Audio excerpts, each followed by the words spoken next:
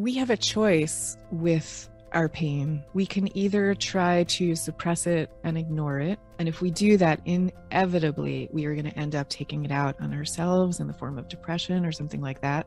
Or we have the choice of being with it and acknowledging it. And by definition, it's not fun.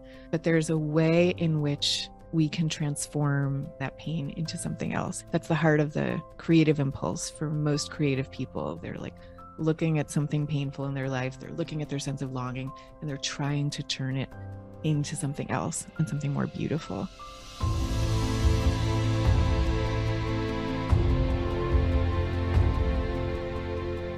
All right, welcome back to the show, everybody. Today is going to be awesome. And it's this lady and her work has been inspiring me and affecting me for a very, very long time. As an introvert, her work really resonates with me. And her latest book is called Bittersweet: How Sorrow and Longing Make Us Whole. And I got to tell you, this book spoke to me. I think you're going to learn a lot today about your emotions, about what is a good emotion or a bad emotion, and why do we label them that way. And I think you're going to learn a lot about yourself for many of us today, and people that you love, and maybe the way they think and operate in different ways. And so I cannot wait to have this conversation. I wish we had 5 hours with my guest today, Susan Cain. Susan, welcome to the show. And thank you so much. So great to be here with you. It is awesome to have you. And your other book, The Power of Introverts in a World That Can't Stop Talking, really affected me. And I think these topics are somewhat correlated. So let's define some terminology first, okay? Mm-hmm. So bittersweet, that's sort of the main title. What is bittersweetness? I know what it is because I've read the book, but I want to give the benefit to the audience. So what's bittersweetness? Absolutely. So, we tend to think of bittersweetness as just like a moment in time, right? Like you have a bittersweet experience at a child's graduation, let's say, or walking them down the aisle at a wedding or something. And that's true. But bittersweetness is also a deeper state of mind. It's a deep recognition of the way that in this life, joy and sorrow are always paired, and that everyone we know is not here forever. Everyone we love best is here for an impermanent moment in time. And that what comes from that recognition, somehow, the more you're tuned into that recognition, the more you feel a kind of connection to creativity and human communion, and even to transcendence. There's a kind of deep state of joy at the beauty of the world that comes from being in that state of mind.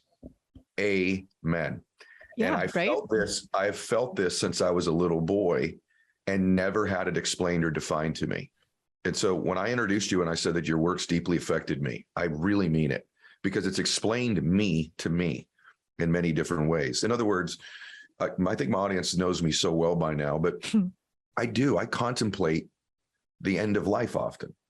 And it makes me live more richly in the present, in my opinion. And that contrast causes me to live richly. I love sad music. And ironically, makes me happy when I listen to sad music or just emotional music. And I think we feel like we're supposed to feel sad when we listen to these kinds of songs or have these kind of experiences. But for so many of us, it actually brings us joy. And so it's so wonderful the way that you explain things in this book. And then we're going to go to some tactics and strategies too for everybody to help you, better live with the fact that you kind of are wired like Susan and I are. So the other tandem with bittersweetness is this concept that we're all longing for something. Mm-hmm. And I so deeply believe that this is true. And so let's touch a little bit on longing and how it impacts all the areas of our life. Yeah. And okay, I'm going to talk about longing in 1 second, but I just have to say that everything you just said, I can't tell you how much it made my day. I literally have goosebumps as I'm saying this, because like the thing you said at the beginning of like, oh my gosh, I've been feeling this all my life and never quite understood it. Yes. It's like me too. And that's why I wrote this book. I was like trying to figure out what the heck is this? And what's this feeling that I have with sad music? And why does it feel so deep and profound that I can't let it go? It wasn't just like an interesting intellectual question. It was like, I knew there was something really big there. I just didn't know what it was until I started working on this book. So, okay. So longing. Either until you wrote the book. Well, there you go. So it helped. So longing, I believe that you could call it spiritual longing. You could call it existential longing. If to use secular terms, doesn't matter. If whether you're an atheist or believer, not the point. At the core of the human experience is a kind of deep and existential longing for a place that we feel like we belong to, that is more perfect, beautiful, good, true, divine, if you want to call it that, than the world that we currently inhabit. And that's like, we see that manifest in all our religions, the longing for the Garden of Eden and Zion and Mecca and the beloved of the soul. But then we have all these other manifestations, in Homer's Odyssey. It's like the longing for home. That's what sets Ulysses off on his journey. Dorothy, somewhere over the rainbow. She's longing for that place somewhere over the rainbow. There's thousands of expressions of this fundamental longing. And it's the best part of human nature. It's like, it's our core. It is. And it's the acknowledgement that you have in the book that makes me feel so peaceful. And so I respect people of all faiths and all religions. Anybody who listens to my show knows this. I happen to be a Christian.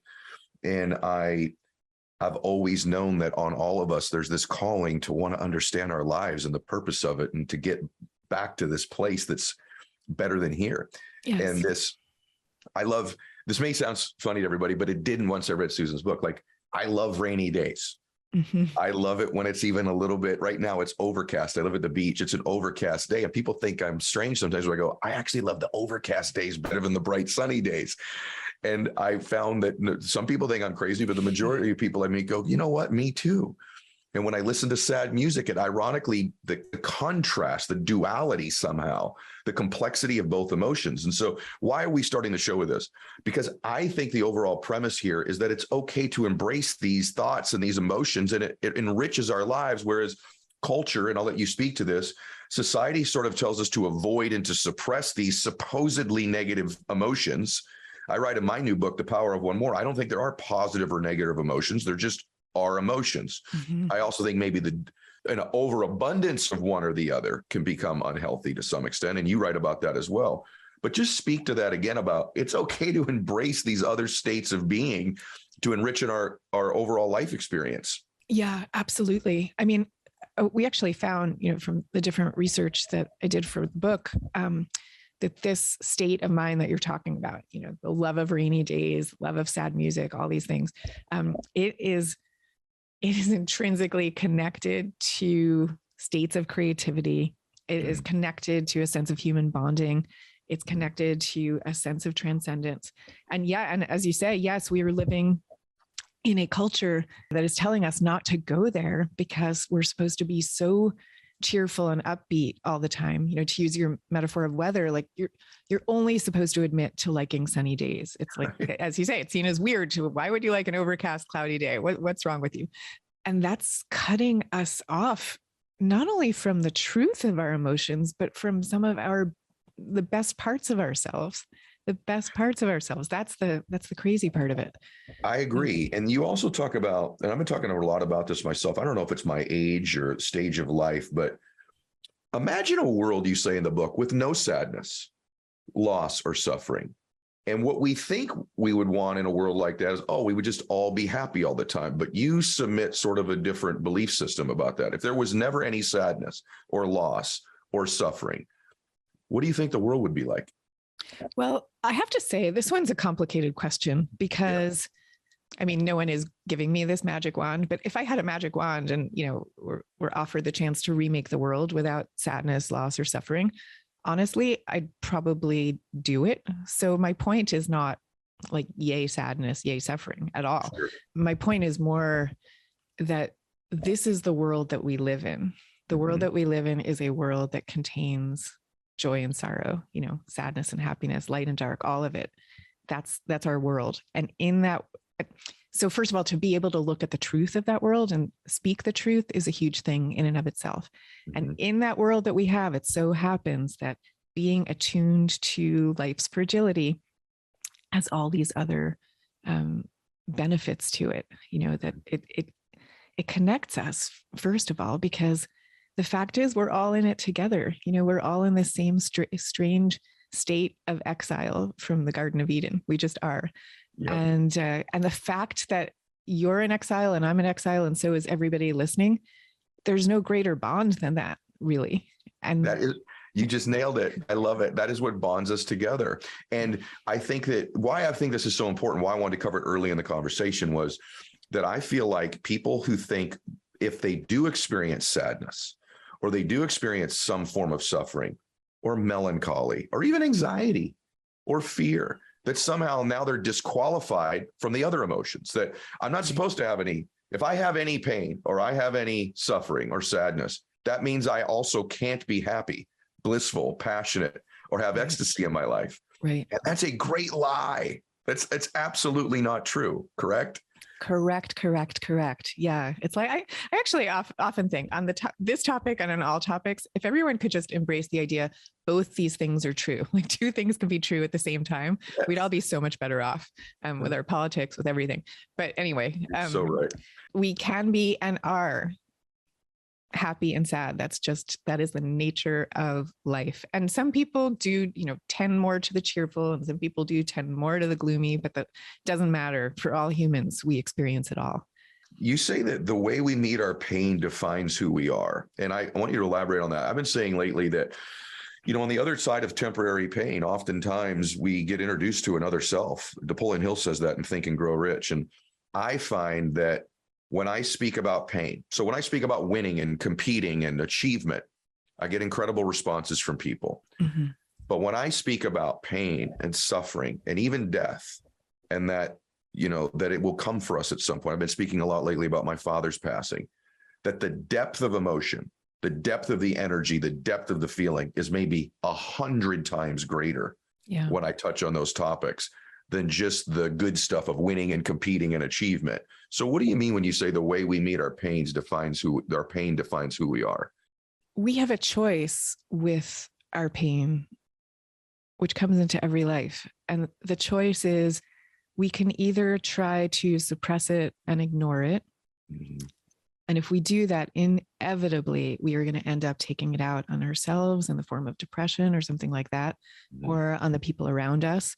Or we have the choice of being with it and acknowledging it. And it's not fun. By definition, it's not fun. But there's a way in which we can transform, or like try to transform that pain into something else. I mean, I think that's the heart of the creative impulse for most creative people. They're like looking at something painful in their life. They're looking at their sense of longing, and they're trying to turn it into something else and something more beautiful.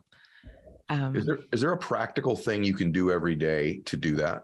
In other words, when you are feeling these emotions of, I don't know, for me, it's not always pain. Mm-hmm. Sometimes it's just like melancholy, or I think that's the right word for it for me. Sometimes it's this melancholy feeling about things that I enjoy sitting in for a while. Mm-hmm. I do. But is there a strategy that you use? There is, because there's a bunch in the book. But is there one thing you would say to someone who says, maybe I'm ODing on melancholy, and I need to turn it into something powerful? I mean, I guess the question is, are you talking about being in a state of mind where you are enjoying it and grooving on it? In which mm-hmm. case, I don't think you need to do anything differently. Like when you're in that state of mind of like, oh, the sky is so overcast and I'm loving this music, mm-hmm. That's the state in and of itself to cultivate. But if you're talking about, well, I'm in a state where the pain is actually really painful, that's mm-hmm. different. And a great technique for that is something called expressive writing, which I talk about in the book. Yep. And it's basically just the sheer act of just writing down what you're feeling without any thought of publishing it or anything like that. Quite the opposite, mm-hmm. get it out, write it down, rip it up. Mm-hmm. And this is based on studies from a guy named James Pennebaker at UT Austin. Yeah. He's done all these crazy studies showing how powerful the sheer act of writing things down is. It improves your health. It literally lowers your blood pressure, improves your success outcomes in life, greater sense of well-being. So it's a way of discharging what you're feeling, but also what you end up doing when you write it down is you're sense making. You're like making sense of what's happening, and you're figuring out how you want to move forward with whatever has just caused you this pain. The reason I ask you that is because in the book you sort of state this belief system that I agree with, that maybe these are the emotional states of creativity. Mm-hmm. And that when we look at art, oftentimes it is born out of these sort of emotions. When we listen to music that really moves us, it's born out of them. Even comedy. Oh, Ironically, yeah, one of my very much favorite so. things. Most comedians are touching on something uncomfortable, painful, or the ironies of life. And so most art, why do I say this to everybody? Because I have the benefit when I experience these things, I create speeches that I give, or books that I write, or podcasts that I'm going to do, or content that I create. But a lot of people just sort of sit in these emotions. And you asked earlier, which is it for me? And I think most human beings would say this. It depends on the day. Mhm. And it depends on how long. And so I want you to talk about this because I just wanted to ask you this personally. There's a point in time where I'm in these states of contemplating, you say the fragility of life and Mhm. how you understand death has a lot to do with how you live. I'd like you to touch on that, give you a long answer here, give you a long runway. So there's that. And I do that a lot. Or, just allowing myself to sit in a state of it doesn't always have to be 150 degrees of bliss all the time, Ed. It's okay to sit on a kind of misty day and just enjoy the gray a little bit. Now, having said that, I think most people who have that proclivity, predisposition, or even disposition, which may be all of us, you can then sit in it a little too long, though. And that's what I mean by the abundance of an emotion, right? There's a point where you're going, now I'm not creating out of this state. Now it's impacting me the other way where it paralyzes me or freezes me or it makes me tired. It can even impact your energy level. So what would you say about all that? Yeah, these are amazing questions. So first of all, in terms of the creative idea, one of the things I say in the book is whatever pain you can't get rid of, make that your creative offering.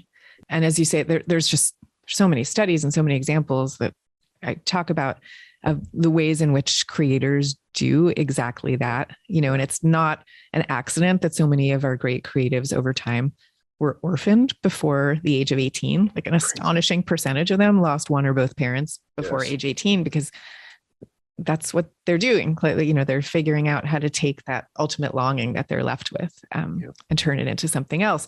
But to your other question of how do you know when it's just right or too much? It's a really important point because there's a kind of happy and creative state of melancholy that we were just talking about. And then I think farther down that spectrum, you get to something that looks more like clinical depression, where it's very difficult to be creative when you're actually depressed. I mean, depression is more about an emotional numbness and a hopelessness and a sense of disconnection, whereas the happy melancholy we were talking about, you're feeling intensely connected. So the thing to do is to sort of tune into where you are in that spectrum, right? And if you feel you're slipping towards something that resembles clinical depression, that's a time to get help as opposed to only thinking, well, how can you can keep on trying to turn it into something else, but you also might need to be looking to outside resources for help with what about this Buddha? I think it's a Buddhist practice you talk about in the book called metta. Is that what it's called? Oh, yeah. What is that? I think this is a tool that could be used by people sort of in all situations, but maybe particularly the one that I'm discussing. If you could just get into that just for a second, because I think it's super powerful. Yeah, absolutely. So metta is a practice that basically means loving kindness meditation. And I'm actually, by the way, I'm creating my own loving kindness meditation, which will be up on my website in the next month or so for people who are interested in doing my version of it. And that's susankane.net if you're curious. But loving kindness meditation, it's basically a form of meditation in which you kind of actively and consciously wish well-being, peace, good things, love to, well, interestingly, classically, you first wish it to yourself. Okay. And then after that, you wish it to people who you know very well, to acquaintances. Ultimately, you wish it to the difficult people in your life. You kind of move outward from there. What's interesting is for a lot of Americans, they have a lot of trouble beginning with wishing these good things to themselves. So very often people need to turn it upside down and wish it to other people first before they feel comfortable getting around to their own selves. There's no magic, though. You can do it in either direction. My favorite time in church, I was raised Catholic. My favorite time in church, and when you're a little kid in Catholic church, there's a lot of stand up, sit down, kneel. We're going to say the Our Father. There's a lot of repetitive nature to the service. And my favorite part of church on Sundays was the one little moment where you get to turn to your neighbor and say, peace be with you. Oh, yeah. And I loved that part of church. In fact, I miss it because I don't go to that church any longer. And my dad said to me when I was a little guy, and this is even when my dad was drinking, because he was still a really good man. He goes, I do that quietly all the time when I pass strangers. I said, what do you mean, Dad? And he goes, Oh, oh, when I pass someone, like I open a door, I'm in an elevator, I'll just quietly say, peace be with you. I wish you peace. And he said, even when people walk by us in restaurants, Eddie, I'll do that. And that's a practice that I've had all my life, because a lot of times with parents, things are caught, not taught, right? yes. One of the greatest gifts I give myself all the time is my quiet prayers when I see somebody. I'll even see a family at a table and just say, peace be with you.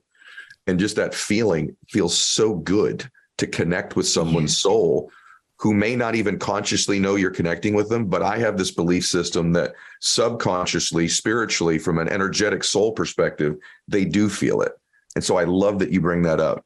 I completely agree with you. I have total goosebumps listening to the fact that you do that. And I think not only from a soul perspective, even if you look at it just from a human evolution perspective, we are designed to pick up on each other's cues, and we do it in 1,000 ways that we're not even consciously aware of, which is, so I think people would be picking it up, from you saying that. And that's exactly what practicing metta does. Like I notice whenever I'm not as good as I should be about doing this all the time, but I notice whenever I do practice it, then I go out into the world and I'm just sort of like automatically doing some version of what you just said. Do you know why it works for someone like you and I and almost everybody listening? Because it's going to go to the other thing I want to talk about, which is that I'm an introvert. And some people say, don't ever label yourself as an introvert. No, I'm introverted. And I love that I'm introverted. And I wanted to, the reason I share this, whatever you want to call it, technique or strategy that my dad taught me, it's just really an act of kindness. It's not really a strategy. But it's also something an introvert can do, because you don't have to say anything to give someone a prayer. So it's my way of connecting with someone in the unspoken way. And here's the truth. I've connected with millions of people this way probably in my life that I've actually never spoken to. And I think a much deeper connection than, hi, how are you? Good. Have a great day. I think much deeper connection is to say, peace be with you, or I wish you a beautiful day. I wish you bliss. Like I love saying that quietly to myself for another person. Don't you agree? Oh my gosh, I absolutely love it. And I am sure you're radiating something at them when you're doing it. I feel that way too. I do too. I'll give you another version of something like that I do. It's almost like the flip side of what you just described. So I wrote in the book about this video that the Cleveland Clinic put out that went viral. Cleveland Clinic is a hospital, and the video was designed to teach empathy to their caregivers. And so what this video did, it takes you through the hallways of the hospital, and you're passing all these random people who you normally wouldn't think one way or another, except in this case, there are these little captions that are underneath each random person as you pass them by. And the captions tell you what the person is going through at that moment. And sometimes it's happy things like, just found out he's going to be a father for the first time. But more often, because it's a hospital, the captions are things like, under a little girl going to say goodbye to her father for the last time. Like these heartbreaking things. You cannot watch this video without tearing up. It's impossible. So once I saw this video, I started to do this practice where I just try to imagine what people's captions are as I pass them by, just in everyday life. I love it. And I don't know the answers, but there's something about wondering what they are that makes you interact with them completely differently, and care about them in a different way. I love you. I do that too. And I sometimes, perhaps I'm making it up in my mind, and I'm just going to say, so I've never said this before. I've never thought about it consciously till you just said it, but everyone gets to listen to you and I talk about this, which is cool, right? This is no longer a podcast. It's just you and I talking. But oftentimes, oh my gosh, this just confirms what you believe so much more deeply. It just dawned on me. I do that quietly when I watch people or I'm in a place, and it's harder and harder the more well-known you are to do it intimately, because someone sees you, then they know you. So it's a little harder than it used to be for me, but I do it. And I also, ironically, sometimes sense their pain, and I almost project a story onto them in my mind about what they are insecure or they feel invisible. Oftentimes, because I think these folks feel so invisible, this is my way of seeing them, even though maybe auditory wise, they don't know it. And so it makes me really even confirm your work even more, because I don't usually picture them in their most blissful or happy state. Right. I picture them in their pain and their sadness. And that just must prove even more deeply. That's how we connect with one another. Yeah, absolutely. I mean, we're designed to do it, right? Like the species wouldn't survive if we couldn't look after helpless children who come into this world as crying infants. Like that's what we do. Oh, and because of that, like that ability radiates outward from there. Yeah. So, by the way, if people wonder whether this is true, give them this stat. See, if I'm a business person listening to this, like, okay, what's the business? I'll give you the research. Yeah, the business application of this is maybe you should stop always trying to connect with people on their victory and their wins and what you or your company can do for them, but begin to connect much more deeply with people, which is their pain and their anxieties and their fears and their story, their sadness. I think you'd find you'd connect a whole lot more deeper, even as a busy person. But give us the research, especially the one about the songs on the playlist. Oh, yeah. Okay. Give us both. Okay. So the songs on the playlist, well, there's a lot to say about that. First of all, people whose favorite songs are sad songs like you, we'll start with the other way. People whose favorite songs are their happy, upbeat songs. They listen to them about 175 times. People like you who love the sad songs, 800 times. Crazy. And we also know that the songs that make people feel, the chills and the goosebumps and the real feels, they're the sad songs. They're always the sad songs. Yeah. And people will say, this is what makes me feel connected to, to the sublime, to the wondrous, to something outside myself. It's always the sad songs. I love it. I want everyone to know that. And by the way, you and I both always want to give the caveat. We like sunny days. Yes. And we like happy songs too. Yeah. It's just, we kind of have a tendency towards the other. So you're also going to talk about this research, what I was talking about from a business standpoint. I think you're going to kind of confirm some of that research. Oh yeah. Well, what I wanted to say about like people connecting to each other through their sadness. So like there's this amazing psychologist whose story I tell in the book. His name is Dr. Keltner. And he's done all this groundbreaking research proving what he calls the compassionate instinct in people. And compassion, what it literally means, that word is with sorrow, like with suffering. So it means, you're reacting to somebody else's pain or distress, the way you were just saying. So he's located this in our bodies, basically. Like if you, just one example, and there's a whole bunch of them, but we have what's called a vagus nerve. It's the biggest bundle of nerves in our bodies. It governs our breathing and our digestion. So it's very fundamental to who we are and to our survival. And also, when you see another being in pain, your vagus nerve becomes very activated. Interesting. Yeah. So it's like the same nerve that's helping you breathe is also telling you to respond to the pain of the person to whom you've just wished well in the grocery store. Like that. That's how we're designed. I love it. I just think everyone, maybe this could give you a different perspective on how you interact and view humans and one another. Just this little, I don't think even Susan, how big this theory is and that I'm validating as a truth. Because I think taken to its logical extension would change the way that humanity interacts with one another, how we treat one another, our religious and political differences, our slight nuances that make us different. This is what would connect people in a much more kind way. It would give leaders of companies and teams and businesses and countries a completely different perspective on how to lead and connect with people and bring them together. So I love this work. I have to share something with you about this connecting with people with their pain, and it'll take me a minute, but my audience knows some of this, but here's how correct your work is. My dad was an alcoholic and a little bit of a drug addict. And the biggest decision of my lifetime was my dad getting sober. And he stayed sober for the rest of his life, like 35 years. But about 3 weeks ago, I read your book because I knew we were going to do this. And the next night, Susan, I just want to share with you how profound this work is and these thoughts are for everybody. So I read your book. I read it in a sitting. And that night I went to bed. The next night when I went to sleep, I had this vivid dream of something I didn't realize that I'm 51 years old. And that is that someone helped my dad. And some precious soul stepped forward and helped my father get sober in the darkest moment of his life, when he was losing his family, maybe losing his life. And some precious human connected with my dad and changed my family forever, changed my great-grandchildren. People listening to this, you wouldn't be listening to this And guess how he connected with my dad? Through their shared pain and suffering. That person was also an alcoholic, also a drug addict. They knew the shame. They knew the fear. They knew the embarrassment. They knew the frustration. They knew the depression that came with the patterns of behavior.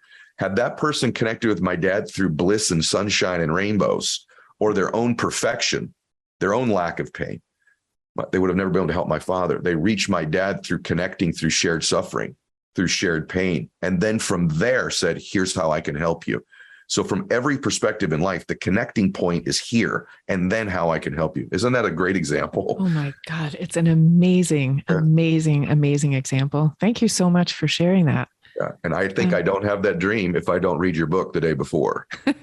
I don't, because it opens up. That's why this podcast, I guarantee everybody, there's millions of people listening to this, driving in their car, on the treadmill, or with their family. They're looking at the next person they see just a little bit differently, looking in the back seat at their babies, and they're looking at someone at the grocery store, and they're going to think about their friends differently. And this is where change comes from. The other thing, though, I have to ask you about. I just want to say I totally agree. And I have thought this before about like our hopelessly divided politics and culture and religion, everything. That I think what we should be doing is figuring out spaces for people just to be able to share their stories and share the pains that they've gone through without it being connected, at least temporarily, without it being connected to any call for policy change or a political agenda or anything like that. Just for people from different backgrounds, from red, from blue, from everywhere, to just tell their stories. That's it. I love it. I actually believe that, I get asked sometimes if I ever run for office, and that's highly unlikely, but I do believe that that's where change comes from, is just saying, just please hear me and listen to me. And then you can reach your own conclusions. It's when they think that there's a hook coming, or a pitch, or a close, or something we want you to do, is when people are turned off. And I think if you just say, just please hear me, whatever you believe about guns or no guns or school security or mental health, whatever the issues are, to hear some of these parents that just had this tragedy happen in Texas, and just to hear their pain, just hear them.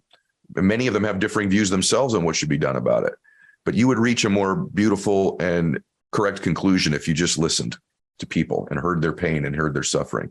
Now, I want to talk about being an introvert.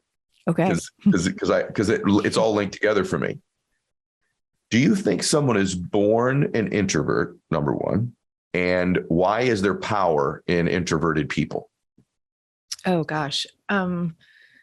I think many people are born with a temperament that predisposes them to introversion, but you can't say that for every one person. I mean, what we know is it's one of the more heritable of all the personality traits, but there's no such thing as anything that's all nature or all nurture.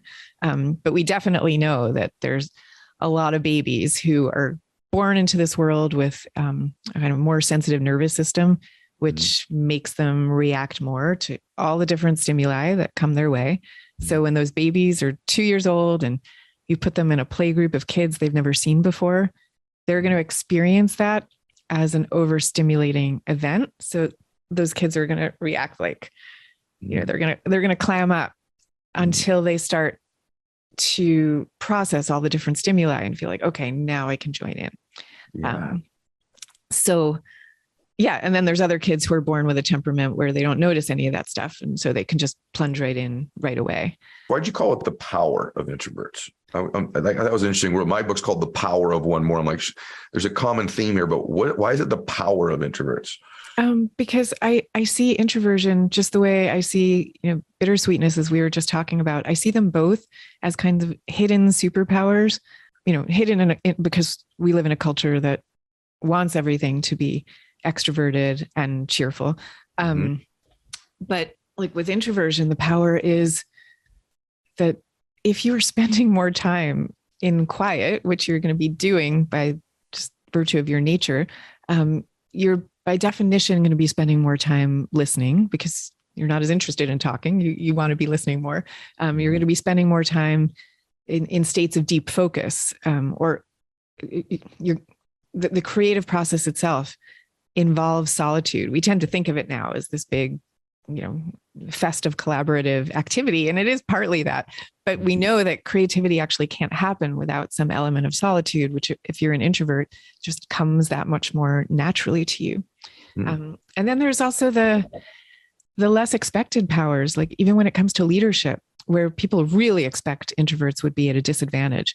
Yet if you look at the data, introverted leaders deliver outcomes that are as good as, or in some cases better than extroverts, in part because, partly because of that listening tendency, but also because introverts are more likely to be seeking out what the people they lead have to offer, like hearing from them, finding out what those things are, and then running with those ideas. Whereas if you have a personality that's more dominant, more irrepressible, you're going to be running with your own ideas much more, just because that's your nature. It doesn't come from conceit. It just comes from like a tendency to put your own stamp on things. Yeah. Have you made any connection? You're so right. Between someone who maybe sits in that state of, I don't know what you want to call it, reflection, sadness, sorrow, whatever that state might be, and being introverted? Do you think there's a connection between those two things at all? Oh, well, this is so interesting. Okay. So in the Bittersweet book, you saw there's a quiz that you can take, and it's on my website too, for people who want to just do it quickly. Take like 2 minutes. You find out how prone you are to the state of bittersweetness. Okay. So then we took the quiz and saw what the correlations were. And I expected that there would be a high correlation with introversion, and there wasn't. But the high correlation was with a different related sort of cousin state to introversion called high sensitivity, which is a state that Elaine Aron, the psychologist, discovered. And if you're a highly sensitive person, you basically react that much more intensely to everything that life throws your way.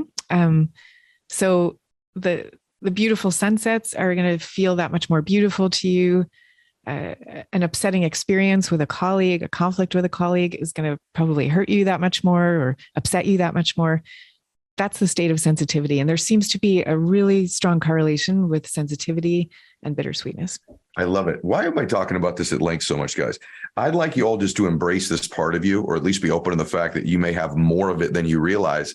Maybe you've been programmed to just anytime sadness comes, suppress it. Anytime pain comes, suppress it, or frustration, even loss. I mean, and loss can be a loved one. Loss can be someone said an unkind word to you. Loss can be you missed a sale today in a business. This is loss. And how you respond, you asked this question in the book, and I'd like you to answer it too. What do you do when pain comes? And that's a powerful question. Everyone should be asking themselves too. But what should someone do when pain comes?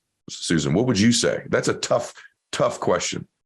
Yeah. And I mean, I think that one really does depend on the nature of the pain and on the person involved. Because everybody responds so differently to these kinds of things.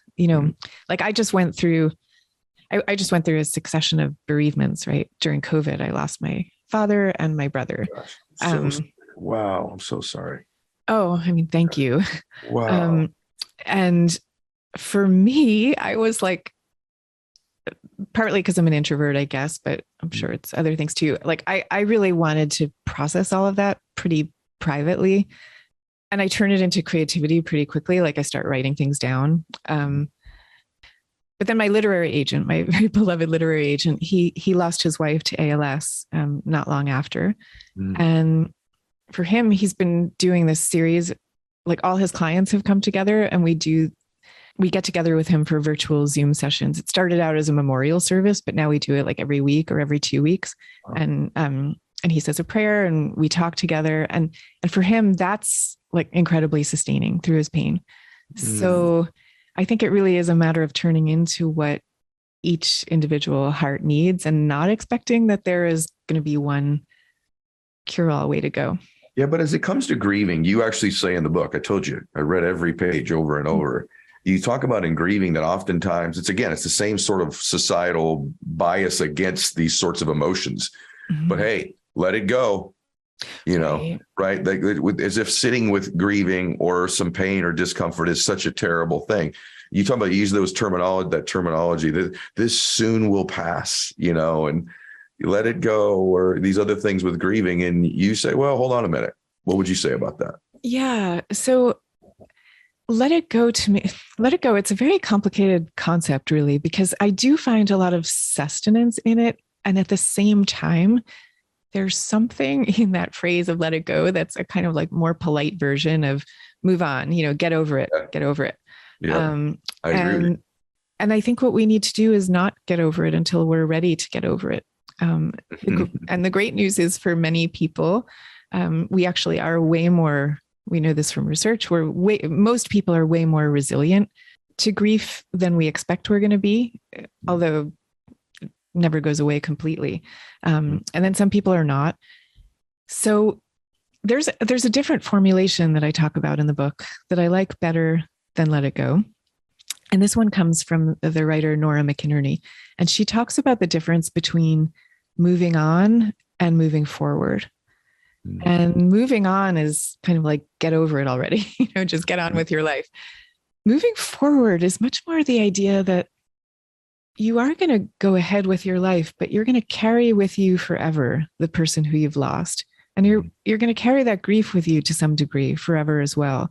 But your life is going to go on as you carry that person with you. So you're not asking yourself ever to have to leave that person behind or even to leave your grief behind. But there's a way of kind of having both, of moving forward with your life while you carry that person with you. Yeah, and I'll say that. Yeah, like this is something I've noticed this with my father, like in the time right after I lost him, like there were just like a million times where I would think, oh, I want to call down and tell him about such and such. Yeah. And I don't do that as much now, but there is a sense of like carrying him with me. Like he's the one who taught me to love music so much, and I'll listen to music and be with him. It's in a different way though. It's in a moving forward type of way, but I'm carrying him with me. I like this moving forward instead of moving on. That's also true in relationships. We grieve a lot of things, not just the passing of people. We can grieve a relationship. And I have a really good girlfriend of mine who all of our friends keep telling me, you need to let it go. Just let him go. Rear view mirror. Drop it. Don't even think about it anymore. That's the typical advice. And so she and I were talking, and I go, I don't agree with that. And I said, there's some beauty in grieving the relationship. There's also some lessons in that grieving that you might need to carry with you. And I said, sister, I've known you a long time. You keep dating the same dude. It's just with a different name. Yeah. It's the same guy. And that's because from every relationship, you just moved on. Well, what she needs to do is move forward and carry some of the lessons of what she's looking for, and maybe more importantly, what she's not looking for in her relationships. And without some grieving and reflection, you don't learn those lessons if you just drop it all together. Yeah. And I think that we have such a circumscribed understanding of what grief is. I think this is what you keep getting at with these questions. And psychologists even talk about this, and they call it disenfranchised griefs. So we're like, we're pretty much okay with the idea that bereavement, like flat out bereavement, is something that's worthy of grieving. Though even there, we want it to last for 5 minutes and then be done. But when it comes to other kinds of griefs, like the ones you're talking, breakups or like financial worries, or someone said something mean to you online or whatever it is, like those are griefs also that we need to be dealing with as such. And yeah, like thinking about your friend, if she could go into an actual mourning and figure out what did she lose before she ever even met the first of those boyfriends? You're right. What did she lose first? Because that's what she's still trying to reclaim. Yeah, everything, there's a lesson in it. And if you just move on, or you're just in bliss and you're just partying and celebrating all the time, perhaps one of the things that robs you from is the lessons in life that can create a much more deeper level of happiness and bliss, a deeper relationship, or a better business, so that we grow from it. So I just love this. So, okay. Someone runs into you tomorrow and they said, I heard you on Ed Mylett show. I cannot believe how profound this work is. I've never heard anything like this before. And I wish he would have asked you X, Y, or Z. What did I not ask you today about your work that I should have asked you? Oh, gosh, that's such a hard question. I know. Well, that's why I'm giving it to you. because I'm thinking I've got my part. I pull from the book the things that I want to learn. But is there a tactic or a strategy in the book or a thought process about this overall topic that I just did not ask you? Okay. So, as soon as we hang up, I'm going to think of the one that I super wanted to tell you, but this is a big one that I'm about to say. So, as you know, part of what I did in the book was I really looked at a lot of different wisdom and religious traditions to understand what they had to say about this bittersweet nature of life. And there's so many amazing things, but there's one parable that comes from the Kabbalah, which is the mystical side of Judaism. And knowing this one parable has helped me so much to live with the way in which this world has so much joy and so much suffering. And like, how do you live with those two things together? Okay. So it's like a metaphor. And the idea is that all of creation was originally one intact divine vessel, but that the vessel shattered, and that the world that we're living in now is the world after the shattering. So it's the broken world, but it's not totally broken. It's not complete gloom, because this world we have scattered all around us the shards from that broken but divine vessel. So there are these shards of light scattered all around us, and we're all going to notice different ones. So you're going to spot different ones from the ones that I would. But our job in this life is just to bend down and pick them up wherever we find them. Just bend down and pick them up, and that's it. So it's not to say we're going to get to perfection, because I actually think that the expectation of perfection or utopia on this earth is incredibly destructive. So it's putting utopia to the side. It's just saying there are glimpses of it, and train your eyes on them. Oh my gosh, that's so good, Susan. I think that you are part of that light in the world. You have been for me. Very rarely have I read something or experienced someone's work that so deeply helped me understand myself better and affected me deeply. And I know that this is a different topic than what people are used to hearing on every podcast they're on. And I think it may be one of the most important ones I've ever had, because of the ability to connect with yourself differently and also connect with other people. And that just makes you a better person, a better husband, wife, parent, business person of your faith. These things really, really matter to you. Susan, I think you're a remarkable woman with such a kind heart. And I love that you're definitely an introvert as we're connecting here. I connect with you on that level, and you've shown your power, because this book is absolutely incredible, and so are you. So thank you for today. Oh my gosh. Thank you so much, Ed. I mean, like, such a joy to be able to talk to you. And I'm sure all your guests feel this way after they talk to you, but I really do hope we can stay in touch, because I would love amazing to talk and to connect.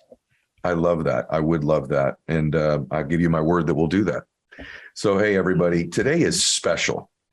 And I hope that you have already thought of a person or two that you'd like to share this episode with. And I'd encourage you to do it right now, because I think it'll deeply affect them and help them understand themselves, the world, maybe the both of you together with one another. So please share this. Go get Bittersweet from Susan Cain, How Sorrow and Longing Make Us Whole, and go pick up my book, The Power of One More, which is the #1 book in the world right now. Please go pick that bad boy up as well. Amazing.